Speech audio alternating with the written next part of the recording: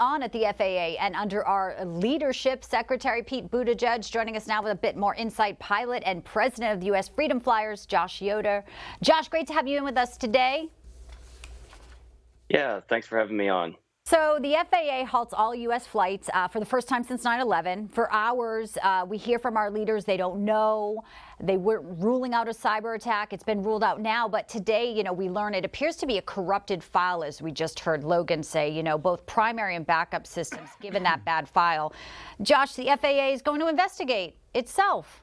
And we have Secretary Pete on the job. What's your take on this fail from the FAA yesterday? Well, I think there's a few things to unpack here. We obviously have the official story about the corrupted file. I've personally spoken to several friends that work at the FAA just this morning, including people in air traffic control. And they're telling me that while the official story sounds great, they're not 100% convinced that that's what actually happened. I also spoke to someone who's formerly a hacker for the NSA, and he said that, given the times that we're in and the type of attacks that we're seeing with other government agencies, it's certainly something that needs to be investigated. And he felt that it was more probable than not that, that corrupted file, it probably isn't all that happened. While we don't know this for sure, it's certainly too early to tell. I do believe they need to thoroughly look into this to ensure it doesn't happen again. Yeah, I mean, what you're saying is quite shocking. If there could be more to this story, let's continue to look at this. I mean, we had Congressman Scott Fitzgerald appearing on Wake Up America with us here on Newsmax, really echoing the sentiment of the American traveler yesterday. I want to get your reaction to his comments. I woke up, like most Americans, to the news that this was going on. And even more disturbing is, the first thing that comes out of the White House and directly from President Biden is we have no idea what's going on right now, which I'm not sure why the President of the United States would say anything remotely close to that.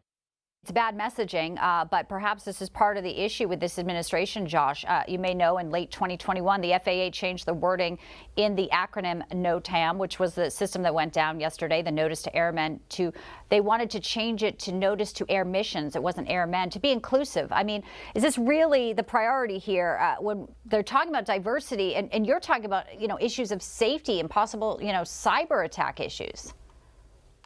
I believe that Biden was being 100% honest when he said he has no idea what's going on. I believe that also applies to Pete Buttigieg, someone with no transportation experience, trying to run a complex system like the FAA. I think we need to put someone in there that's been in transportation for a very long time, someone with strong leadership skills.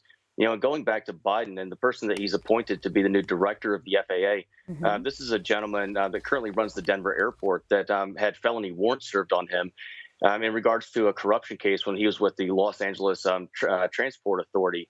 These aren't the types of people that we need running something as important as the Federal Aviation Administration.